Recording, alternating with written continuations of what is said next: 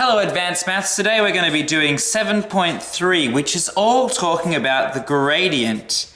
Okay, now the gradient is a certain aspect of any line actually, but we're mainly talking about straight lines in this chapter, and the gradient is how much this line slopes. Okay, so here we go, we've got our little Cartesian plane here with our x and y and origin.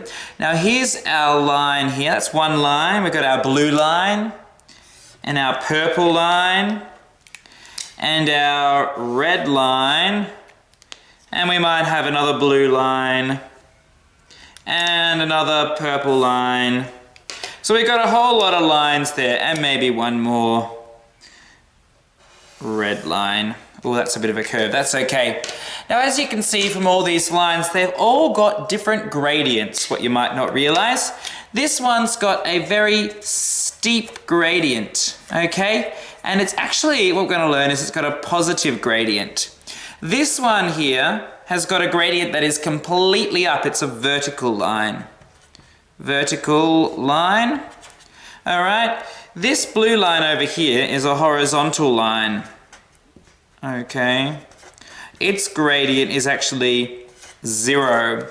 Okay, over here we've got two red lines. Both of them have got negative gradients because they're going down. If you read across from wherever way you read, you notice that it's going down, so it's a negative. But that's a very small negative because it's a very small slope, and this one's a bit more of a larger negative.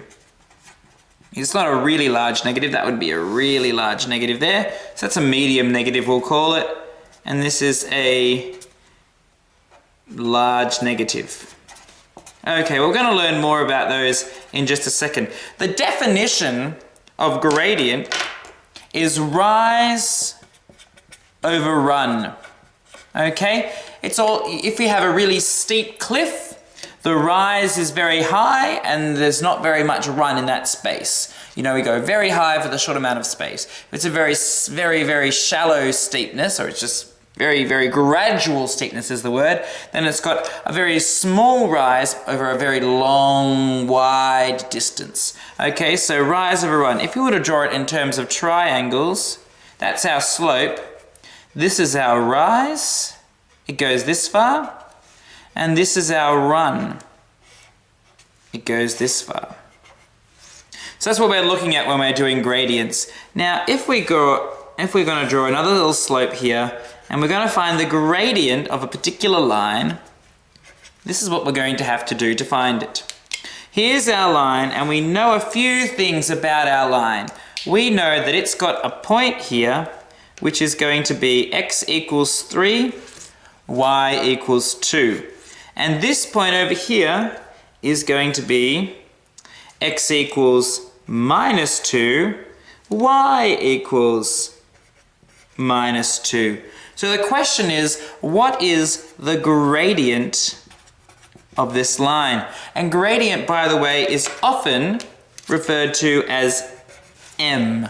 For some reason, m equals. What is the gradient of this line? Okay, what we need to do is we need to find out how far it's run, how far it's gone across, and then how far it's gone up. Or, we could do it the other way around, how far it's gone up and then how far it's run. Okay, so we could easily work that out by using our distance formula. It has run across from minus 2 on the x value all the way to 3 on the x value. So we can see there that it's gone 5 distances. So the run is 5. The rise, it goes from negative 2 all the way up to 2. So you can clearly see that it's risen a total of 4. So actually the gradient is 4 over 5. There's a little gradient formula which just helps you to be able to do exactly what I just did then. And it goes like this. y2 minus y1 over x2 minus x1 equals m, or equals the gradient. Okay, this first y, that's one of our y values, and this is the other y value. Now these two are from the same coordinate set, so this is the first y, the first x, and this is the second x. So that's going to be our first one, and this is going to be our second y.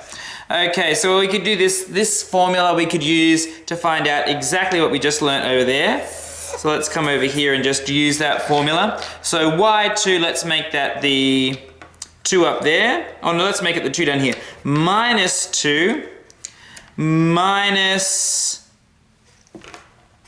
the second y, 2 up there. And then we've got to use our first x down there, over minus 2 minus positive 3. So what we've got is, in the end, minus 4 over minus 5. If we have a minus on the top and a minus on the bottom, we're left with a positive in the end, because a minus times a minus, or a minus divided by a minus, equals a positive. So positive 4 over 5. That makes sense, because if we look at it, it's sloping from reading the way, we're walking up as we read. These ones, when we walk down, it's going to be negative. When we walk up, it's going to be positive gradient. Okay, so that's our gradient, rise over run. This is 7.3 continued, because I've got something else to teach you about the gradient before you do 7.3 exercises. Now, gradient, as we learnt before, is rise, oh, here's the rise, over run. Okay, that's going to be our gradient, rise over run. Now what happens if instead of knowing these points over here, we actually just knew this angle here. This angle here, the angle that is made with your line and a horizontal line. The horizontal line could be the x-axis, because the x-axis is horizontal, or it could be any other horizontal line. So let's just pretend that this is my x-axis here, this is my y-axis here, and this is a horizontal line parallel to the x-axis. Then I've got an angle here, which I'm calling theta. Now theta can actually help us to find what rise over run is. If we remember our trigonometry, some old hags can always hide their own alcohol.